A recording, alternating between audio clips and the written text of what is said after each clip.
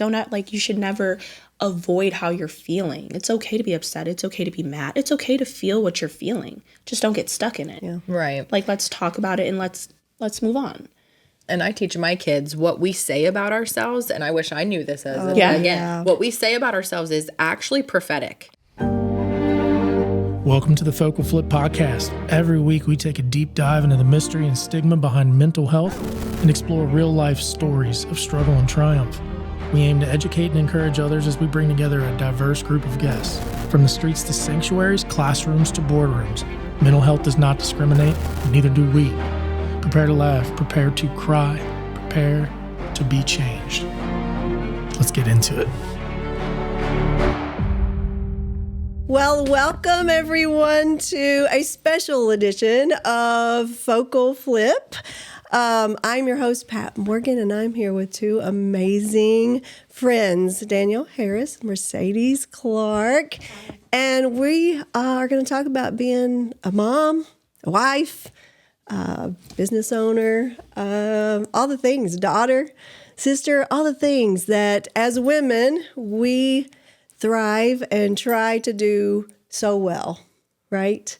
And fail a lot. Yes. And it's okay. And that's the thing. You know, we put so much pressure on ourselves as women to just be these warrior women. And we are warrior women. However, it's okay to be vulnerable. It's important to share with one another, connect with other moms, and really share your heart about what's challenging, what's hard. You know, social media makes things appear as we got it. We have it all together, and life is grand, and everything's wonderful with that. You know, that highlight reel that we share. But I want this moment to be where you really share your heart, your gratitude for your family, and also just tips, you know, and your the way you have focused on your family and just brought them and walk with them and know them in such a way that God just pours into you and you pour into them. And so Danielle, you want to start and kind of just share for people that do not know you. Sure. Share about a little bit about your family, about yourself, and then Mercedes, you can do that as well. Perfect. Well, I would need a lot more than just one podcast to share it all. So we're just going to do very short snippets of life here. So my name is Danielle Harris. For those of you that don't know me and my husband, we own a remodeling company. And then I also help run, along with my mother and sister, a interior design firm. So we travel all over the world making things pretty, Yes. is what I like to tell people. And then I have 3 beautiful little redheaded boys, a one that just turned 13 last week, a 10-year-old, and a 5-year-old who is full of fire. And I think it's always important. I was telling Mike before you guys got here, it's really important to understand where we started to kind of see where we're at now. And, you know, things haven't always been perfect and pretty, but there was a time where I did always try to do a highlight reel. And eventually that highlight reel caught up with me. And then in 2017, I actually filed for divorce from my husband. Oh, and wow. I always tell people that Jesus and Josh saved our marriage because I was done, I was gone, I was leaving. Wow. And Wow. Thank you for sharing that. It's not a lot of people know that. Yeah. And so we had a really hard year in 2017.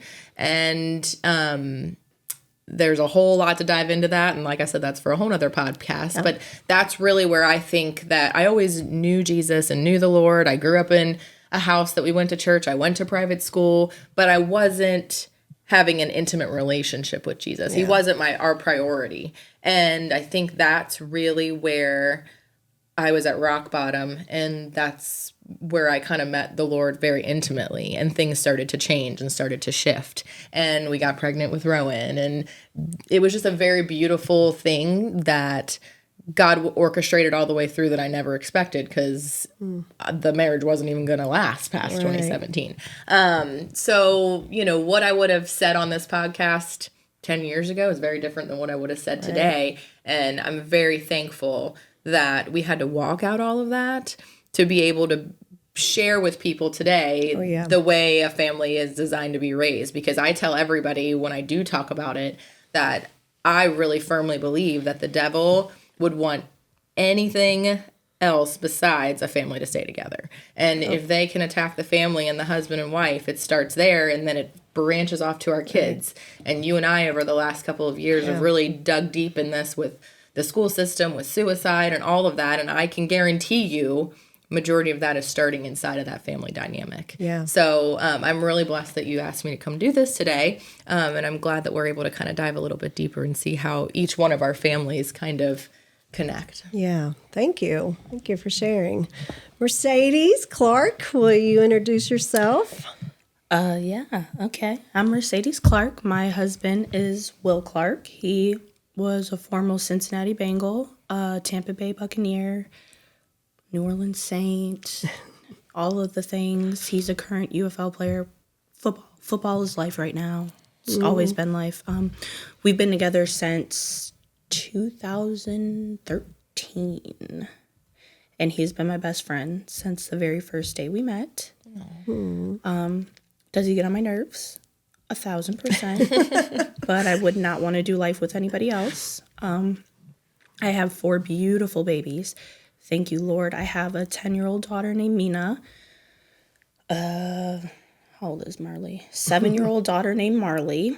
A 4-year-old son named Will, after his dad, and his granddad, and his great-granddad, and all of the things. And then a beautiful little 1-year-old named Mila, who is the happiest human I think I've ever come across in my life.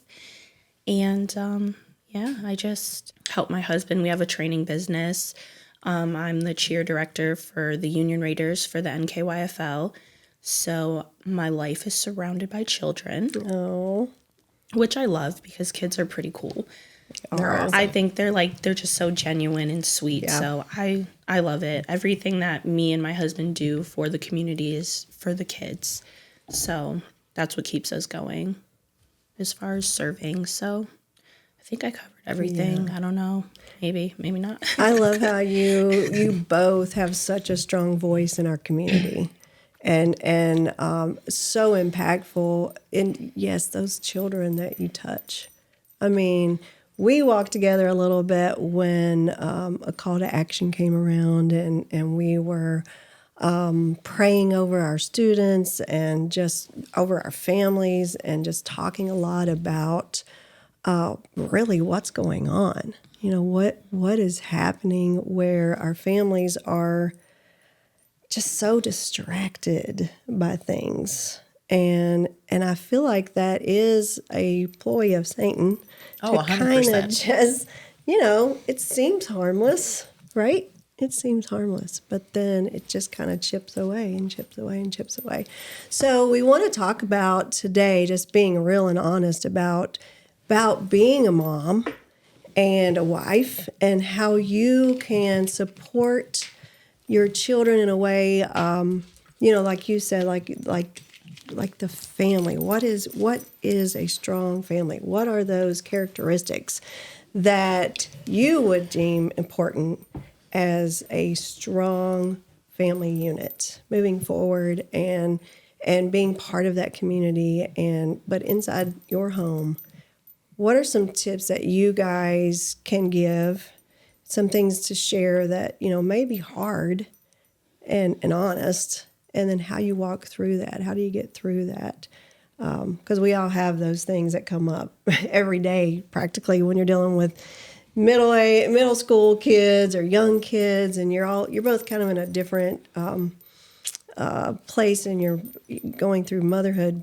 And me, I have adult children, so I've been there, done that, and wish I could go back sometimes. And I know Mike had said, "Hey, what's your top 3 things you want to share?"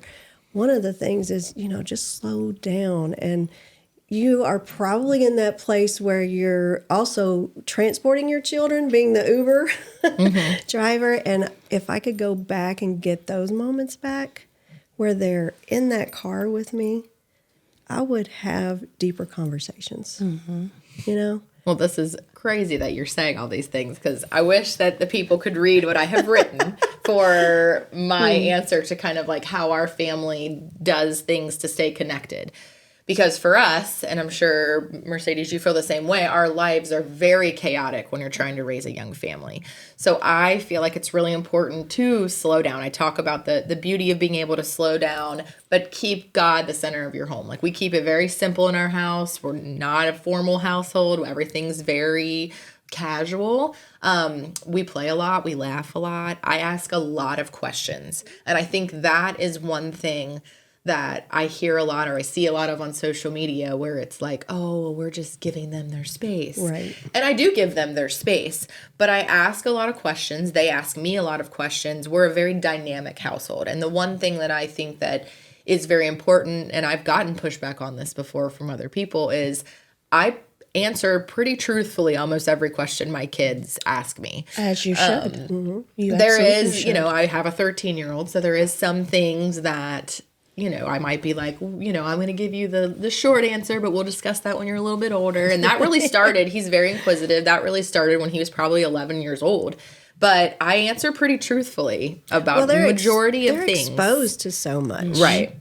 Younger now. Yeah. It's like you have to be that voice. Yeah, so I do ask a lot of questions. And the other thing that I do that I think is super important is that I really have opened up our household to where my kids know that everyone is welcome.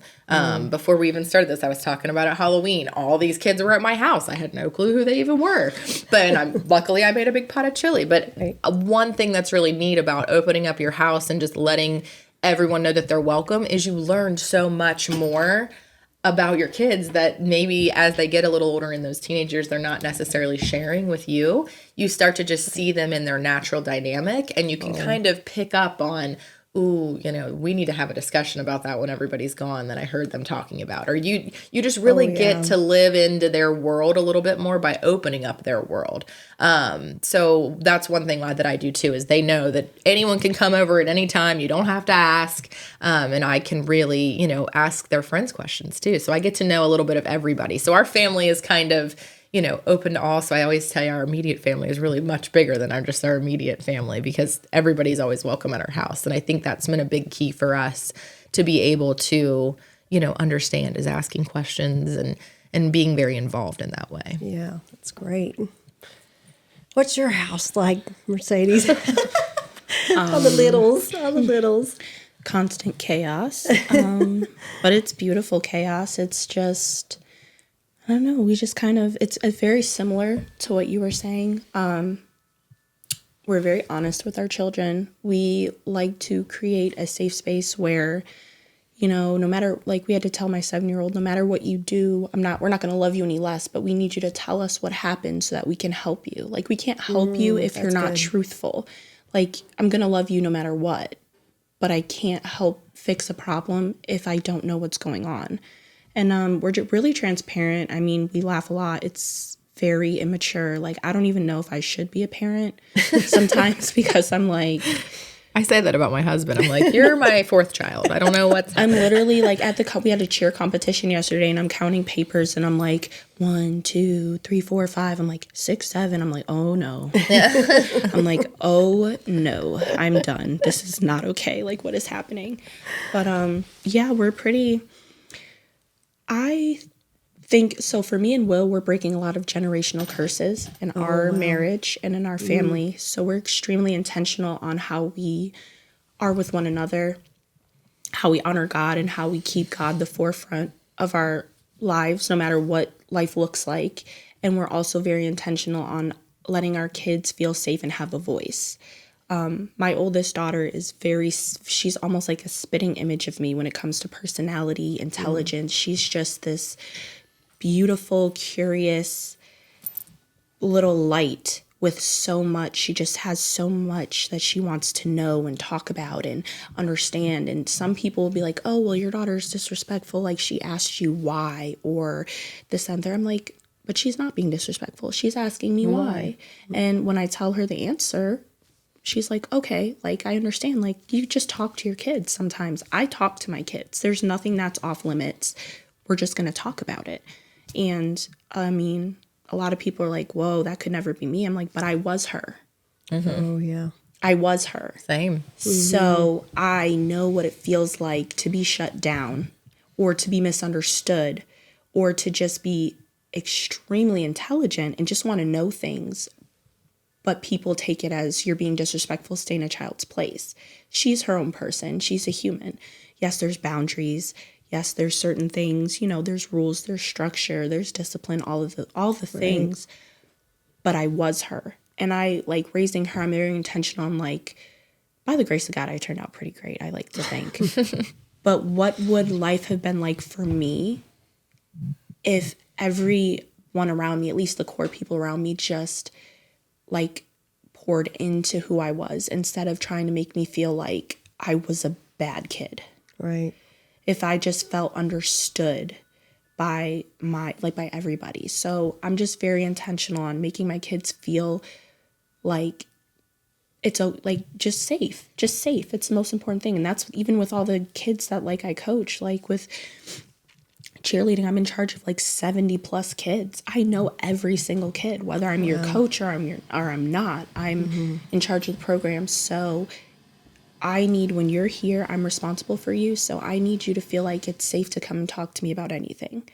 Like, some kids are like, how do you know my name? It's my job to know your name. Right. You know, like, it's okay. I don't have to coach you to know you and to talk to you and Well, to they felt comfort seen you. by that. And I've seen in, like, the past few years some changes in a lot of the girls where coaches were like, oh, they're just so misbehaved and I don't know what to do with them. I'm just like, just give them to me. I'll talk to them. They'll be all right. Sometimes kids just need someone to talk to them. A lot of adults don't talk to kids. I mean, that's how I was raised. Like, you're a child. Like, I don't think I had nerves until I was, like, married. You know, like, you, like, oh, it's getting on my nerves. You don't have nerves. Oh, I guess I don't have nerves. But, you know, like, it's important. Like, talk to kids. Kids have a lot to say. And when they feel heard, they feel safe.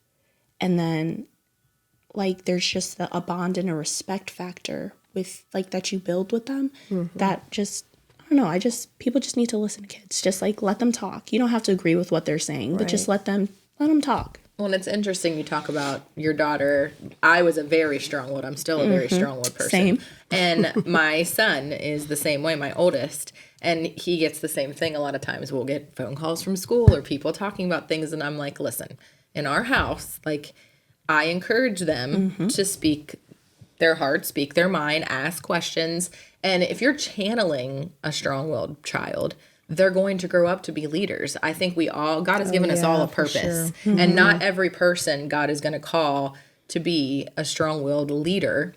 But that's who creates, strong-willed people are who become entrepreneurs. They become the forefront for Jesus. They're becoming missionary. I mean, those are the people that are just going out and finding other people. Not everybody's called to that purpose. So really, I think that it's a beautiful thing as long as you can channel it correctly. Oh, yeah. But a lot of people misinterpret being strong-willed as being disrespectful or bad. So I agree. I like to think I turned out pretty good too. Yeah. And I'm very strong-willed. We're thriving. You are thriving. You're thankful and you're thriving. Yes, very. What I heard from you, Mercedes, is that being that word intentional, really knowing your child. I read this morning, I was reading out of Mark Batterson has a little book called Circling Our Children with Prayer.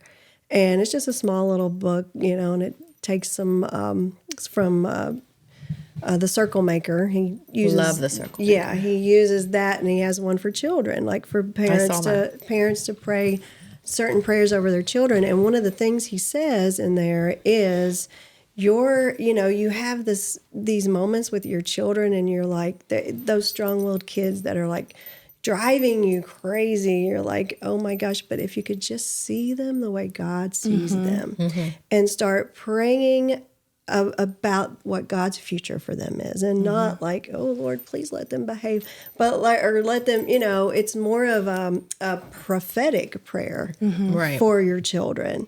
And I found that to be so encouraging. Like, I didn't know to do that when I was younger and my children were younger, but what a powerful thing that is, to be able to speak that life into your kids and just God, like you just said, you're strong-willed and you're going to be a leader someday. You're going to, you are going to raise up people to just lead and change the world. I always tell my kids I'm not raising meek children. I'm raising kingdom builders. I love it. So you need to be world changers and speak up, because just because you're little doesn't mean you don't have a voice. Yeah, I love that. And to be able to say that to your child, or the kids that God's brought into your path that you're coaching or whatever, just to be able to see that behavior, but yet speak to the behavior as this is what God's going to do with that. Powerful things. Words being spoken. Words are so powerful. So, wow, that is some very, very rich moments there from our conversations that we're having. What else do you guys feel like right now? There's a lot of social media, a lot of the cultural things that we're dealing with our families, a lot of things that are pulling families away from one another and from serving together. I personally feel like a family that serves others together is key ingredient to building some strong family bonds. In a lot of churches, you can do that through churches, you can do that through nonprofits, you can do that through a lot of different ways, a lot of different venues. But what are your thoughts on, first of all, what are your fears right now for our families? And then maybe talk about what your thoughts are as far as what you can do to overcome that. Okay. Well, as we all know, I fear a lot of things for our kids in our world, because our world's pretty interesting right now. But It's very worldly. Kids have immense pressure to be, and social media is a big part of that, because they have just this immense pressure to always, be worthy, be good enough, be better, be the best. Yeah. And I really teach my children, and I wish I would have known this as a child versus learning it as an adult. Right. So I push it a lot on my kids that our joy, I don't care what it is in this world, your joy is not supposed to come from anything of this world. If you can just transfer your joy to know that ultimately, no matter what happens, whether it's a breakup with a girl, or you didn't make the team, or your friends didn't include you, or you messed up and failed a test, your joy is not ultimately coming from this world. Right. And when your joy is in Jesus, that really is all that matters. So everything else will kind of fall into place. So, we talked about purpose. I tell my kids all the time, God's got a beautiful purpose for you, but you have to keep it in line with keeping joy from Him and not this way. I think that it's really important to be honest with our kids that we don't have it all together. I think that a lot of parents try to paint this picture of I have the ultimate answer. What I say goes, and we do not have it all together. I do not have it all together in any world, any way. So I think it's really just checking ourselves along with checking our kids, and then also checking in on other moms. When you see, I can visibly see sometimes when I'm at drop-offs or at pickups, hey, that mom is clearly having a rough day with these 5 kids, and shooting a simple text or just letting somebody know that, hey, you really are still doing a great job. Little stuff like that to be able to say, you still are a good mom at the end of the day. I can tell you were really struggling today. I'm thinking of you, dropping off food. Really the text, I think, when I get those sent to me is the most special, because it's the most unexpected. You could be just driving and, God knows. And I even pray this, God, just put the right people in my life to lift me up and bring me joy through you. Yes. So God will use worldly things to bring you joy, but it needs to ultimately come from Him. Right. I love that. Connecting with others. That was one of leading into the next topic, like supporting one another, connecting with one another, and just a quick text, or going a little further and going for coffee or whatever, but just trying to make genuine connections with other families. When Josh and I did go through our struggles, and really realistically from the time we were married to 2017 when it all broke down, we were struggling. And I think that the one thing that I did that made it worse is I never told anybody that we were struggling. I tried to keep it all together, make it look all lovely and roses and butterflies. Yeah. And if I would have just said to somebody at some point, hey, I trust you with this information. This is what's happening. I need help. Yeah. But instead, I was like, oh, no, we're marvelous. We are the couple of the year. Look at me. And I wish I would have admitted. And it's a pride thing. I mean, and I took me years to understand that. It was like, oh, no, I'm protecting. Oh, no, I have pride and an ego, and I need to release that. And I need to just let everyone know that I don't have it all together. And none of us do. So... Right, that vulnerability and transparency. I mean, there's such beauty in transparency. Yeah, 100%. Yeah. Well, and I think too, like you said, you wish you had shared more. You need those people in your life that you do trust, and it can't be just anyone. Yeah, you can't trust everybody. You have to be careful with who you share your personal story with when it comes to your husband and your children, because you do have to protect them in a sense, of course. But God will bring you those trusted people, or you seek them out because you know who they are in our community. You know, at that church you attend, you know those people that you can go to and trust. And I'm grateful you said that, because just get someone being that prayer warrior alongside of you, lifting you up and being honest. I'm really struggling. Yeah. Really struggling with this. Help. And I think sometimes, and especially men, so like when me and Josh talk about it, Josh will talk a lot about, I grew up thinking that struggling meant I'm weak. And I think men a lot of times see it as weakness, and it's really more strength to admit that you're struggling than it is to just hide it and be like, oh no, I'll be weak if I said that I didn't have it all together. Right. So I mean, I've learned, and I'm probably like overly about it now, because people will be like, how are you doing? I'm like, well, let me just write this let me just unload on you, but I know how the opposite is, and so I don't ever want to be in that place again. Yeah. Well, that's good. So, what weighs heavy on my heart when it comes to the youth is, I guess, I wouldn't necessarily say I fear it, because this is going to sound so corny, but I really don't fear much of anything in a sense.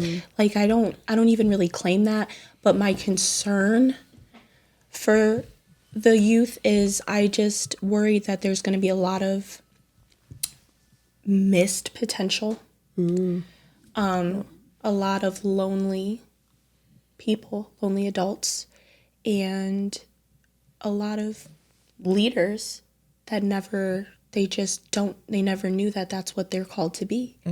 So I just see in a lot of the things that like the youth are facing right now with social media, like comparison is terrible.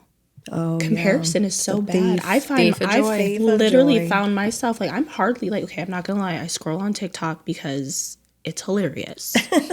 Okay, yes, I do that, but I'm like, aside from like scrolling and watching funny videos or like all that, I need to be happy where I am with what I have and who I have, because there's people who pray and dream to even have a fraction of what I have and what I have going on. Like, my worst day could be somebody's best day. Right. So perspective. It is perspective. And my fear is that I just see with the kids, with the comparison and just the loneliness and the looking for validation and confidence and stuff, like the lack thereof, like there's not a lot of adults from my experience. I'm not saying like overall, but just from my experience for the time I've been out here, that speak life into these kids.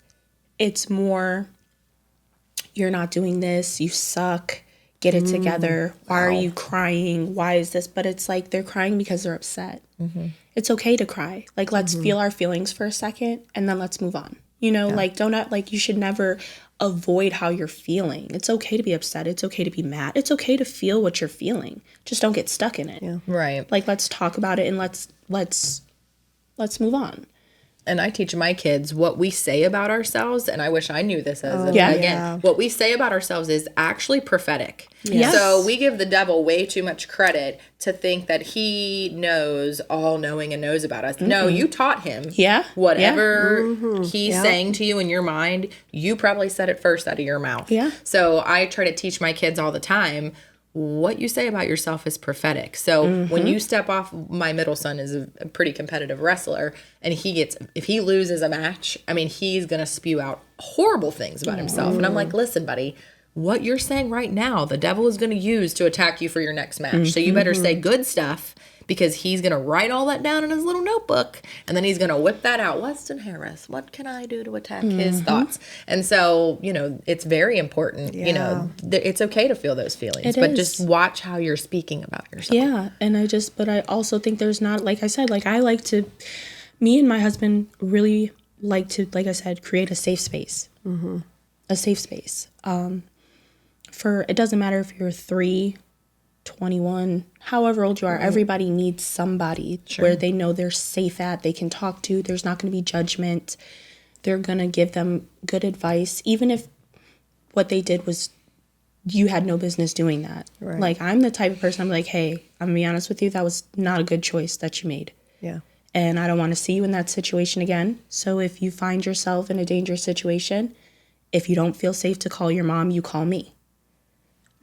You can't be in these situations. Like, so I'm curious, just because you have so many people you're mentoring that aren't your children, how do these other parents feel about that? Are they encouraging you to do it, or do you have... So far, because I'm also firm on having communication relationship with parents because of boundaries. I would never, ever, ever want to overstep a boundary with a parent. Like, maybe a child that I'm like a mentor for, that they feel safe, they don't have the best relationship with their parent, but I still have the line of communication. Like, their parents will know, oh my gosh, is so-and-so at your house? Have you talked to them? Yes, I have. Or they're like, could you please just not tell my mom I'm here? No, I have to tell your mom where you are, because that is your mom. And she needs to know you're safe regardless of what is going on. Your mom loves you. You are her child, and she needs to know where you are, and she needs to know that you're safe. I said, we don't do that. So so far I've gotten a lot of like parents that are thankful. So you really feel like you're stepping alongside the parents. It's not. I'm not protecting the kids from their parents. I'm more so trying to encourage a healthier relationship and a different way of thinking. Like, if you don't feel like you can talk to your parent about this, that's okay. You can talk to me, and let's try to maybe figure out why you feel like you can't talk to your mom about it. Like, what's the source of why you don't feel safe? And also, too, it took me a long time to really realize, like, my parents were human beings. Like, you're who you are before you have kids. You're not just my mom. You're not just my dad. You're not just, like, you're a human. You're naturally flawed. You have things that you're still figuring out to this day. Sure. So I also am trying to be intentional, especially when it's like the younger, like the teenagers and stuff. Like, your parents are people. Yeah. So it's like they have their own things that they're going through. So I know, like, you might not understand why your mom is like this or why your dad is like that, but I'm like, they're people. I'm sure there's a source. I'm sure there's a place where it started, like, and just give them grace, basically. When you mention generational curses, I mean, it's a very real thing. Yes. So they could be dealing with that for generations. And it's just kind of helping them to just think more, like, have a bigger, like, understand, just, like, give them grace. You don't have to agree. Yeah, that wasn't nice what they said. It doesn't make it right. just give them grace, understand they're human. You know, they're not going to get it right all the time. And just at the end of the day, no matter what you do, at least have a safe space here. And you'll figure it out. Like, I just want parents and kids to have a relationship where it's just kind of like how I have with my kids. Like, and it's not the most easy or like, it's not the easiest thing to have because a lot of us were raised to not have those types of relationships with our kids. You know what I mean? Like, and then our parents' parents, like, so I just have tried to encourage because I feel like a lot of the source of a lot of this, like, isolation and depression is because parents and children just don't have that relationship. And it doesn't require a lot, but it does require, like how you talked about pride. You cannot be prideful. You have to bring yourself to the level of we're both human beings. Yeah. Like, yes, you're young, but you're learning. My daughters are learning how to be women by watching me. Absolutely. Oh, yeah. My son is learning how to be a man by watching his dad. Yeah. We are the first example. So, and I don't think anything's more humbling than having to go to a child and be like, listen, I got that wrong. No, literally all the time. Like, my 10-year-old calls my bluff all the time. Like, I'm working on not cursing so much. Lord help me. Because it is bad. It is bad. She'll be like, well, why when you're mad, you cursed at me? You said you were going to stop cursing. I said, you know what? I'm sorry. I'm trying really, really hard, but I'm only human. Yeah. I said you said you were going to start listening. Yeah. And here we are. So we're just going to have to keep working on it because like I'll apologize when I'm wrong. Look, Mom was wrong. Dad's tripping. I don't know what's going on with him, but let's give him his time. I'll talk to him and then we can talk to him together. Like, we're human. It's okay. Yeah, parenting is tough. It is very. It is.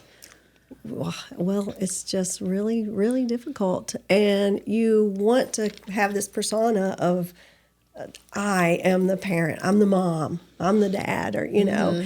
And when you do that, kids will shut down. 100%. But they're also, you are the mom and you are the dad. And kids need boundaries. They need to know that you're going to be there to set those boundaries. I am a firm believer that we communicate with our children and we know our kids. We listen. Dr. Chappelle said, be quick to listen and slow to speak. And that advice, like, I took that can apply to many things in our lives. And I'm like, you know, if you are really watching your kids, what makes them cry? What makes them laugh? What passions do I see that ignite them? If you take time as a parent to really watch your kids, and no commenting about it, no interjecting what you think, you know, but just listening, watching, observing them, and then gently, you know, helping them in that direction of what you feel like the Lord is putting into their life as that passion and that love. But just being able to, I guess, check yourself every now and then. Yeah. And the most interesting part, I think, about parenting, and no kid is the same. Like my three children, they all have different love languages. They react to different things differently. They're completely different people. And so I always feel like I'm like, well, what hat do I have to put on right now? Because I have to discipline them different. I have to talk to them different. And it's kind of exhausting. But I think it's, at the end of the day, it's so worth it to be able to pull out the beauty in them and what God designed them to be, because I could stifle them and make them all the same person, but they're not. God didn't make them the same person. They're uniquely them. So that, I think, is the hardest part of parenting for me, is that I can't parent them all the same. They have to be treated differently. Right. That's good. That is so true. That's good. So true. Oh, that is so true. What works for one doesn't work for the other. I'll take my oldest phone away. My 7-year-old will be like, I don't care. I can't call anyone anyways. Yeah. Oh, right. Oh, Yeah, and then they play it against you. They'll be like, "Well, when you grounded him, this is what he had to do." And I'm like, "But I don't whoa. have. You did this for me." I'm like, "That's because you don't care." Literally, you don't care.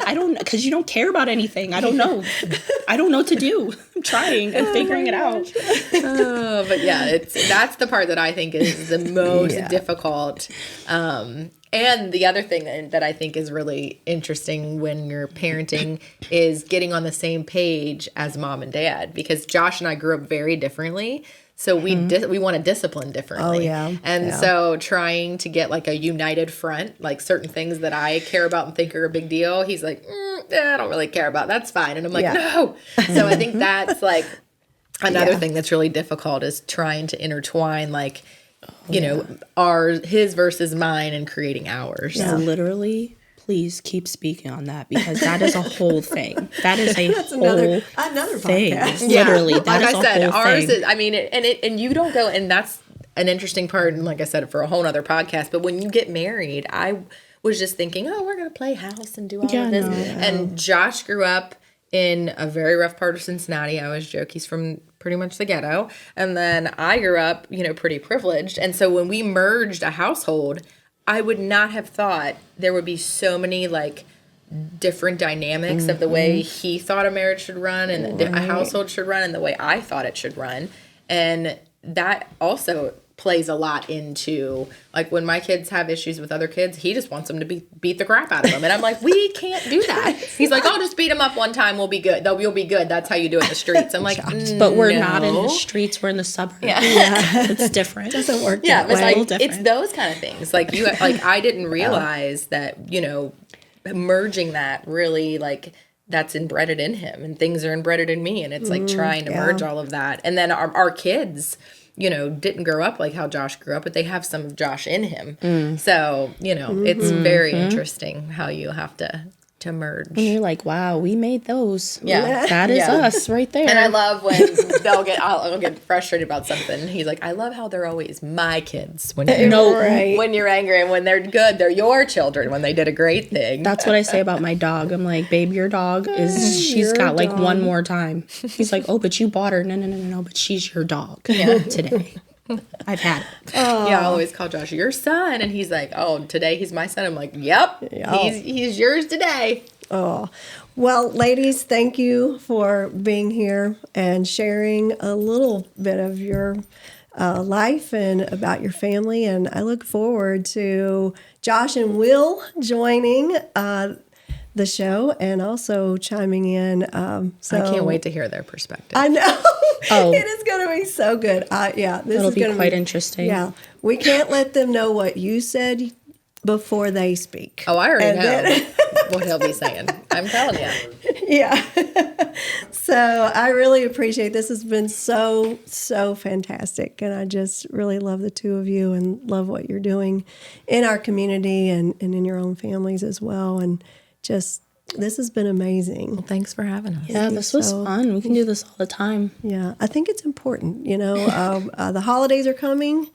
Going to spend a lot more family time with one another, and to be intentional, connect, slow down. Yes, slow down, and just enjoy. Find that joy of family. You know, Psalms 127:3. Children are a reward from the Lord.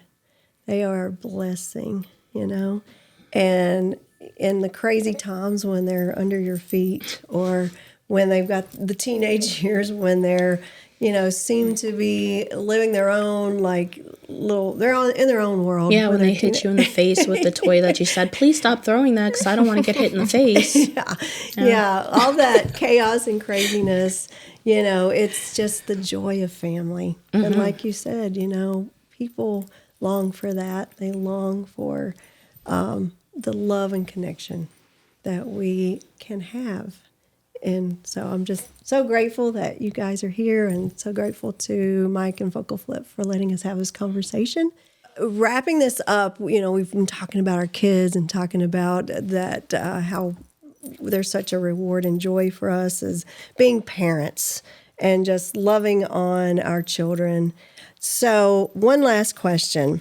If you could give one call to action for other moms listening today, what would that be?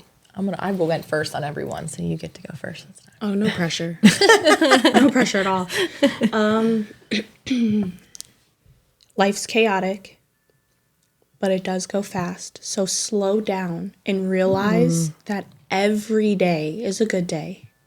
And there's so much beauty in every day, especially with your kids, and to just enjoy it. And don't be so hard on yourself. You're learning how to be a parent. Yeah. But I'm still learning. This is my first time having a 10-year-old, a 7-year-old. I don't know what I'm doing, but I'm doing my best. But I want to enjoy every moment with my babies because before I know it, they're going to be gone. And I'm just going to be sitting in my house with my husband and my dog. And I'm going to be like, well, there's that. This is your dog. Trust me, There's that. With my husband and his dog. That is some truth right there. So just enjoy it. Just enjoy it and get to know your kids. Get to know your kids. They're awesome. Get to know them. Really. Good. Perfect. Well, I also had slow down for mine. But I think that one thing that I've seen such beauty in is to let my kids and any kids see your faith in action. It's a great call to action to see your faith in action. And I just had the pleasure about 3 weeks ago, I got to speak to my kids' school. They asked me to preach at chapel. So I got to preach to kids, about 220 kids, I think, from the ages of 5 to 14. And awesome. I really had to go through and think, Lord, what can I capture 5-year-olds and 14-year-olds that they're all going to get it and they're all going to understand and they're all going to take something away from this. And immediately God gave me the verse, Luke 10:19. And if you're not familiar with it, it talks about authority. And it says, I have given you the authority to trample on snakes and scorpions and to overcome all the power of the enemy. Nothing will harm you. So I have taught my children from a very young age, because I wish I was taught at a young age, that God gives you authority literally over your enemies. If you tell him that he has to leave, it's biblical that the enemy has to flee. So we went through and I taught them about authority, and we talked about that verse, and we talked about who our enemy is, and it's not necessarily Susie or, it's the devil. And I had to even have my sweet little husband dress up like the devil, and the kids got to come up, and I would do different scenarios, and each class got to speak their authority over the devil and say that the devil has no authority over me. I am a child of God, and you have to leave now, so get out. So I really think that letting your kids see that in action, and I rebuke the devil. We've joked about it in my Bible study. I rebuke the devil daily, multiple times a day. Absolutely. But I just want that to be a reminder today for anybody that's anybody that's watching, that it applies to adults, children, every living human being, that you are a child of God, period. End of sentence. Your mistakes don't change it. Your past can't erase it. Your feelings can't undo it. And that identity is locked in for life. We are all a child of God. So I want that to be everybody's reminder today, no matter who's watching. That's amazing. And in the words of the youth today, clock it. Clock it. That's a wrap. Warrior women. So guys, you should like and subscribe and hit that I can't get it. Okay. I'm not used to this. Hey guys, subscribe to my dad's video and just like the bell. Hit that like and subscribe button, hit that bell. And stay tuned. Love y'all. 100%. Love y'all. We're out. I love that.